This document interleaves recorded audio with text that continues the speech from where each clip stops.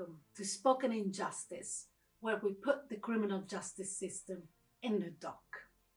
The crime on indictment is wrongful convictions. That is when an innocent person is convicted of a crime they did not commit. Our opening note highlighted some of the likely causes of wrongful convictions, the weaknesses of the criminal justice system, the current issues on the round table, how we currently treat claims of innocence, and possible reforms. You have seen from our shorts representing some of our community polls how there is still an unfettered belief, particularly from young people, that there are measures in place in the criminal justice system so that it is unlikely the people are convicted of crimes they did not commit. This is despite many characters within the criminal justice system tell us in black and white that the opposite is true. In his book, Stories of the Law and How It Is Broken, the secret barrister tells us, I am a barrister. I work within the criminal justice system, and every day I see how fairness is not guaranteed. Too often, the system fails those it is meant to protect. The innocent are wronged and the guilty allowed to walk free. This is the main reason why Spoken Injustice was born. We must continue on our mission, big or small, to dispel some unchecked beliefs.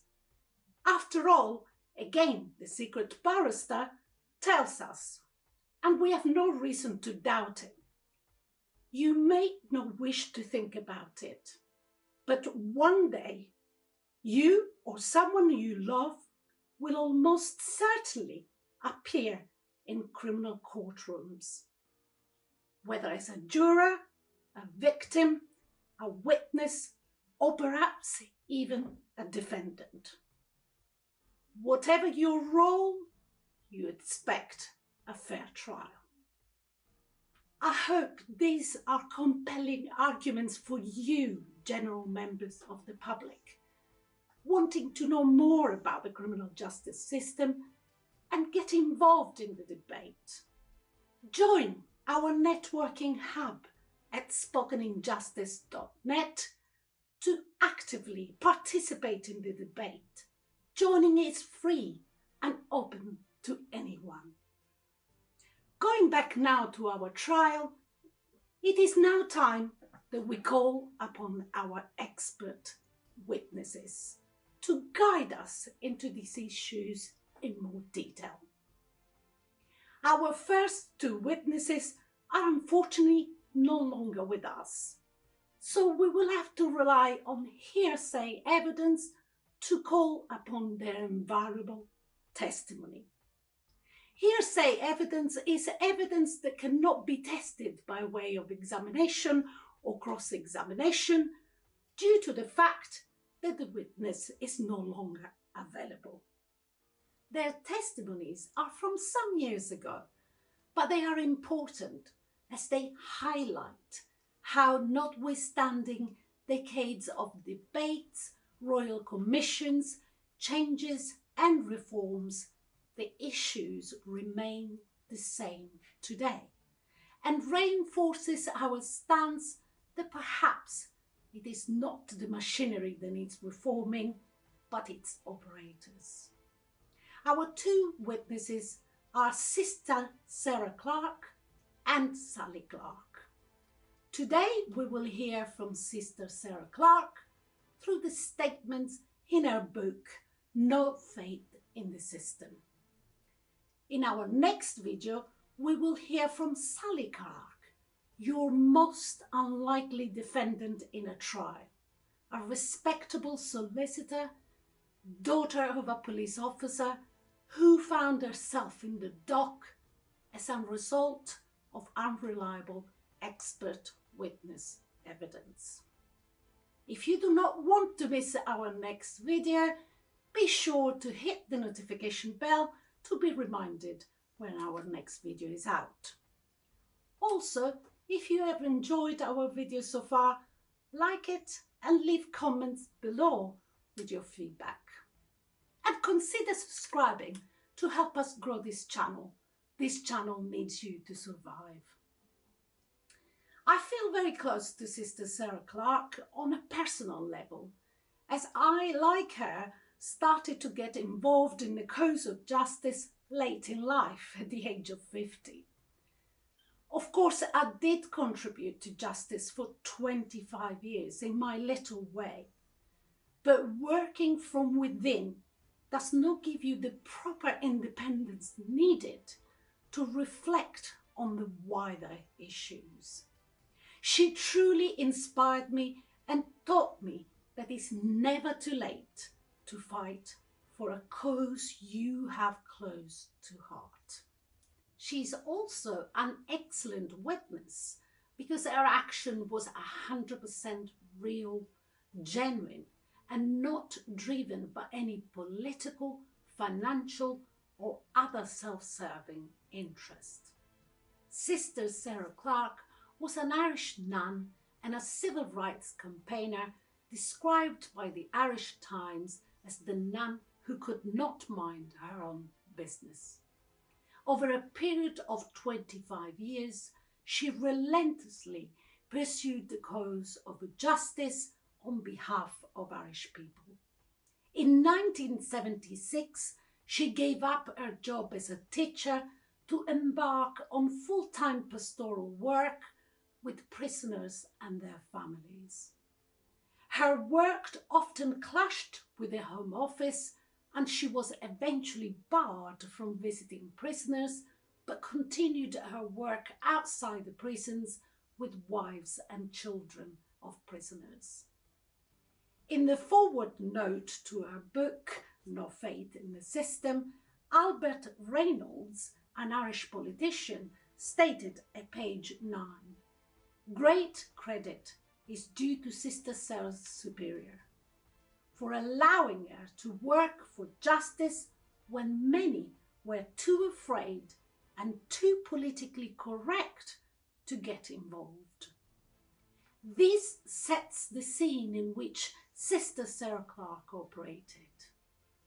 On the back cover, it is stated, "This book is a testimony to the determination and courage of a woman who for many years was at odds with both church and state because of her perception of the appalling failings of the British criminal justice system." In the book, she describes herself as naive, and she tells us how fate chose her. In January 1970, at a young age of 50, whilst travelling on a train, she met a young man who told her about a civil rights march to which he had participated. This was the now famous Burnt Toilet March. The man must have clearly made an impression on her, as upon returning to her convent, she immediately asked her superior for permission to join a civil rights movement. She shortly after joined the Northern Ireland Civil Rights Movement, of which soon she became secretary. We certainly know that fighting against injustices is not a comfortable place to be. And part of our mission here at Spoken Injustice is to understand how and why advocates who fight against injustices do get motivated in the first place, and how and why they continue to fight despite it all. Her action was crucial in the political and historical debate into the Anglo-Irish turmoils, which in the 70s and 80s eventually infiltrated the justice system, the legislative framework, and descended into our courtrooms. Her mission was to fight discrimination and inequality and Draconian laws which were passed at the time and which resulted in many wrongful convictions of Irish men and women solely because they were Irish. Here is her testimony as extrapolated directly from her book. At page 68, she says, I met opposition where I might have expected cooperation amongst middle-class Irish people in Britain and apathy from the Irish government. There were even suspicions about my work among a few members of my religious community. I noticed that when I tried to tell both the community and others what was happening to people under the PTA, that's the Prevention of Terrorism Act, the topic of conversation was sadly changed. There are times when I felt and feel lonely and isolated, and my heart cries out to say something, but if I do, it backfires. And at page 69, the kind of response I got from church and state was that they'd ignore me, they would ostracize me, they would attempt to silence me, but that was one thing they never achieved. Several prisons chaplains who had never met me told the prisoners to have nothing to do with me. I wasn't important enough to be a thorn in their side. I was a nuisance on the edge of their vision and not under their control. Her action was most prominent in relation to injustices descending directly from the application of a legislative act rushed through in the most draconian way in response to the Anglo-Irish political situation of the time. That was the Prevention of Terrorism Act 1974. At page 49, she says, on 21st of November 1974, 2 bombs went off in Birmingham pubs, killing 19 people and injuring 182. I was horrified by the bombings and death. I hate bombs anywhere at any time, and I am appalled by the suffering. The anti-Irish feeling whipped itself into a rage.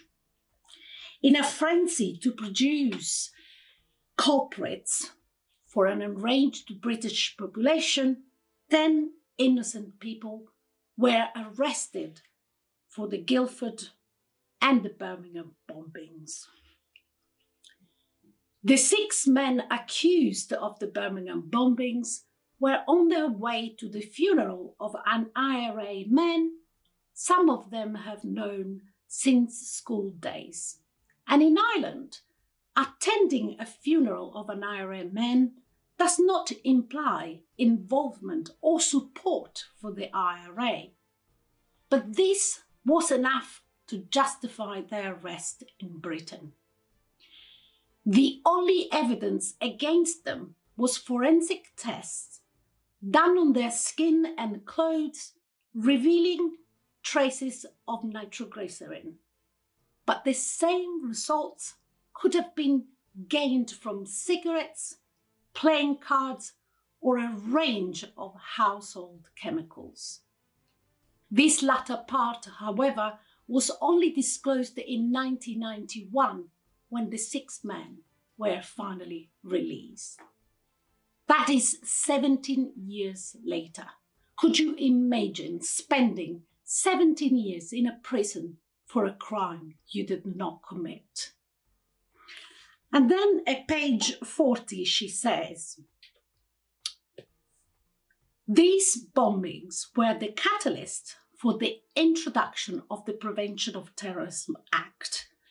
This was supposed to be a temporary provision, but we know it lasted forever on. She says at page 51, everything about this act was excessive. It allowed the tabloids newspaper to whip up anti-Irish hysteria. While people were hurled, the press had a field day. The people were automatically culprits. The matter was not sub judice until they were charged. So very often, if it went to trial, there has been a trial by media before it got to court. I don't know you, but this sounds familiar to me. Do you find any resemblance with issues we still face today? Let me know in the comments below. On her perception of the criminal justice system, this is what she says at page 166. In the years since I've worked with prisoners and their families, I haven't come across many people who work in the criminal justice system.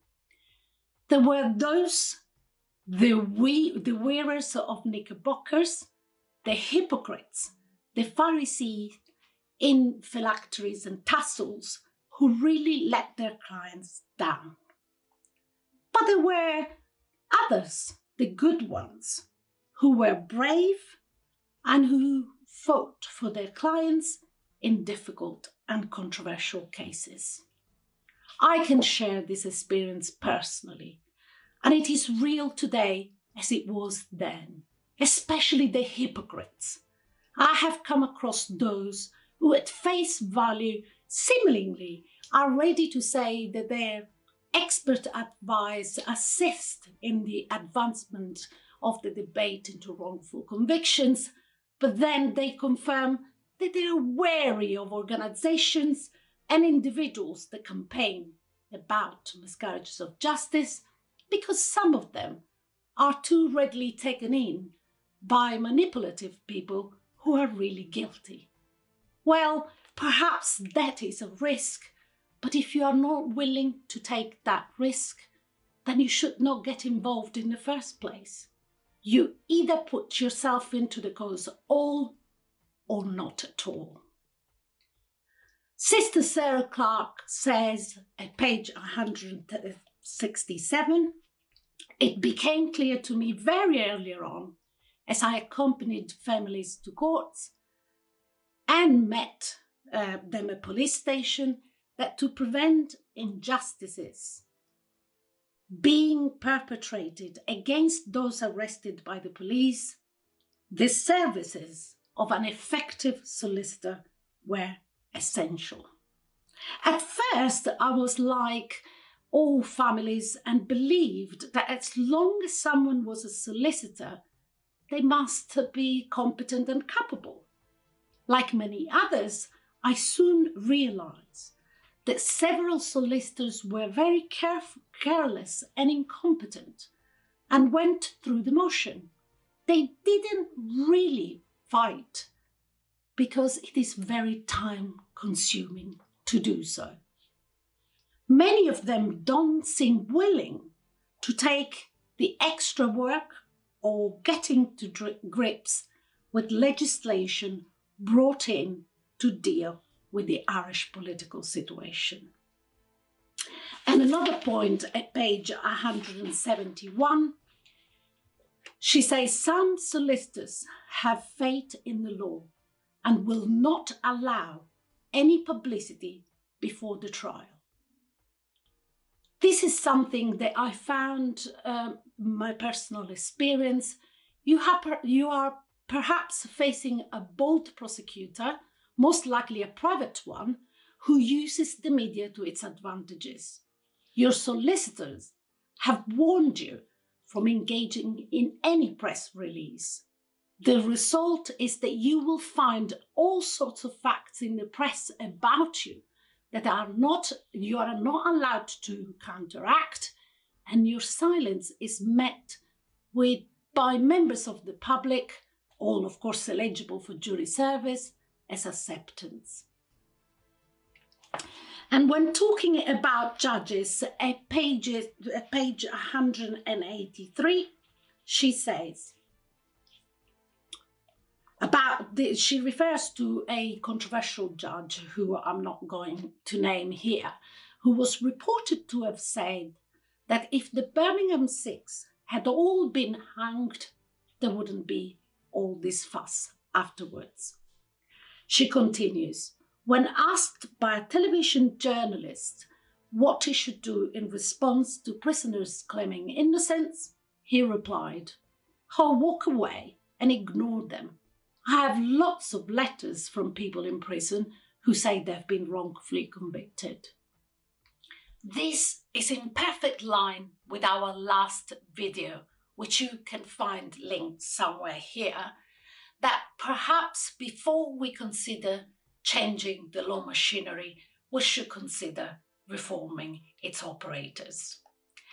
In the last chapter of her book, which in theme is called Summing Up, at page 202, she says, "I recognise the miracle by which 18 innocent prisoners have been proved guiltless.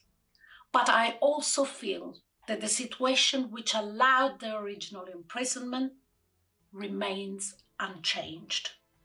In spite of 25 years of work for justice, I feel I have little to celebrate in terms of clear-cut improvements."